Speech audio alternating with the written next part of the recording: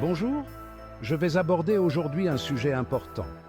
La corruption en hausse selon les Guinéens, qui craignent des représailles s'ils en parlent. La Guinée est classée parmi les pays les plus corrompus dans le monde, occupant la 130e place sur 180 pays de l'indice de la perception de la corruption dans le secteur public de Transparency International. Pourtant, le président de la transition, Mamadi Doumbouya, a montré une volonté de lutter contre la corruption dès la prise du pouvoir en 2021. C'est dans ce cadre que la CRIEF a vu le jour, enfin, de lutter contre la corruption et à l'arrestation des anciens membres du gouvernement Condé accusés des crimes économiques. Aujourd'hui, avec la crise économique et sociale aggravée par la prise du pouvoir de l'armée, des populations apeurées, confinées et avec les ressources colossales que le gouvernement militaire compte mobiliser pour sa survie, les risques de détournement des fonds sont réels. Les juges et magistrats, les agents des impôts et les policiers sont perçus respectivement comme étant les corps les plus corrompus, pendant que les chefs religieux et traditionnels ont plus de crédibilité que le personnel du service public. Par conséquent, la confiance des citoyens envers les institutions est faible, ce qui est susceptible d'entraîner des défiances populaires. La corruption est aussi aggravée par une peur grandissante de représailles si les citoyens signalent les cas de corruption. D'ailleurs, une bonne partie des citoyens ont fait recours à la corruption pour obtenir des services et avantages dans le secteur public. Cependant, cette opinion n'est pas perçue de la même manière selon les critères socio-démographiques des répondants. Par exemple, la peur des représailles en dénonçant les actes de corruption est beaucoup plus grande chez certains groupes que d'autres. Les citadins, 76%, les plus démunis, 72%, et les femmes, 73%. Par contre, cette perception est presque partagée par les plus éduqués, 73%, et les citoyens sans éducation formelle, 69%. Les facteurs qui entraînent la corruption. Du côté des structures publiques, la police est l'institution en Guinée à laquelle le plus grand nombre de citoyens disent avoir dû verser un pot de vin pour accéder à leurs services. Parmi ceux qui disent avoir été en contact avec les principaux services publics au cours de l'année précédente, 3/4, 75%, disent avoir dû payer un dessous de table pour éviter des difficultés avec la police, 58% pour avoir son assistance, 40% pour obtenir un document administratif, 37% pour obtenir des soins médicaux et 25% aux écoles publiques. Tout d'abord, parlons des dispositions générales. La loi anticorruption guinéenne pose les bases en définissant la corruption comme l'utilisation de sa position à des fins d'avantage indu ou d'enrichissement illicite. Cette loi ne s'adresse pas uniquement aux fonctionnaires. Elle couvre toute personne impliquée dans les marchés publics ou le service public. Il s'agit d'assurer l'intégrité, l'honnêteté, l'efficacité, la transparence et la responsabilité. Qu'en est-il de la corruption dans le secteur public ? La loi cible un large éventail de fonctionnaires, des dirigeants élus aux fonctionnaires, en passant par les employés des entreprises publiques. Elle interdit strictement l'utilisation des ressources publiques à des fins politiques ou syndicales. Les hauts fonctionnaires doivent déclarer leurs avoirs afin de prévenir l'enrichissement illicite.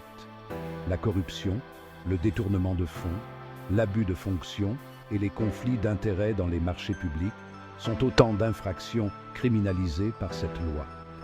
La transparence et la responsabilité sont ici les pierres angulaires.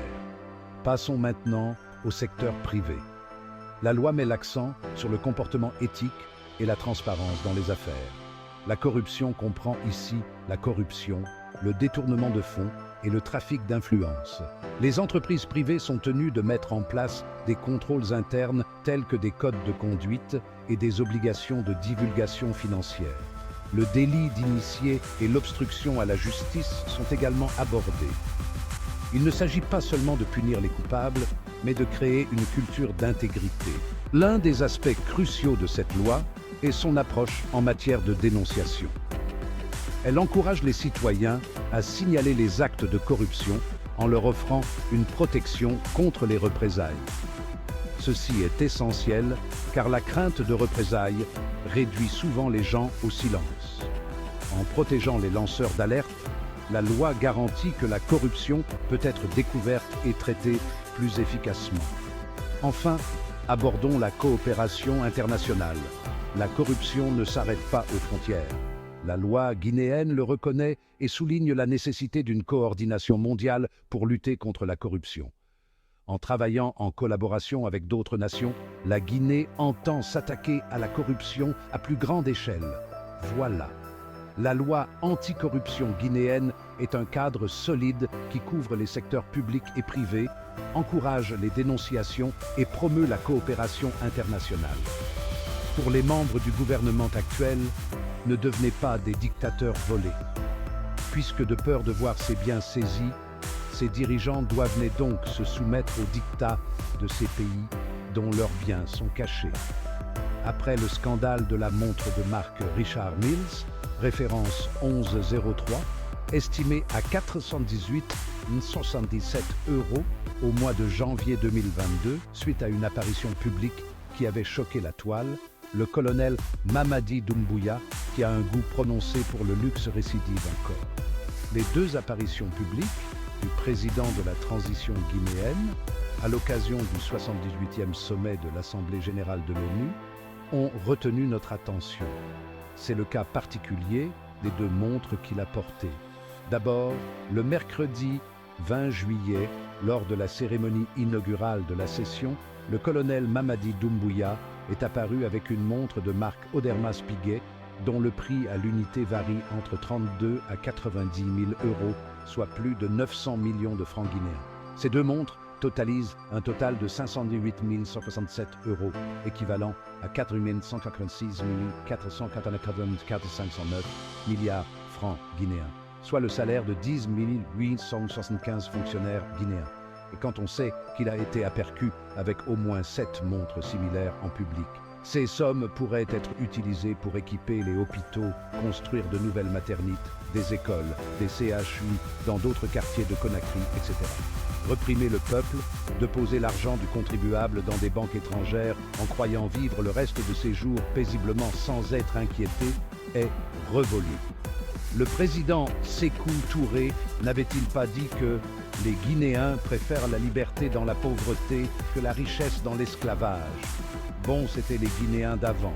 Ceux d'aujourd'hui aiment bien la richesse et l'opulence. Le hasard n'a jamais encore satisfait les espoirs d'un peuple qui souffre. Il faut des gens à la place qu'il faut. Le gouvernement devrait s'atteler à créer de véritables conditions de transparence pour une meilleure traçabilité des capitaux qui doivent servir la lutte contre la corruption et renforcer la résilience du pays pour son développement. Il s'agit de promouvoir une culture de la transparence et de la responsabilité. Si vous avez trouvé cette vidéo instructive, n'hésitez pas à l'aimer, à la partager et à vous abonner pour plus de contenu comme celui-ci. Merci de votre attention.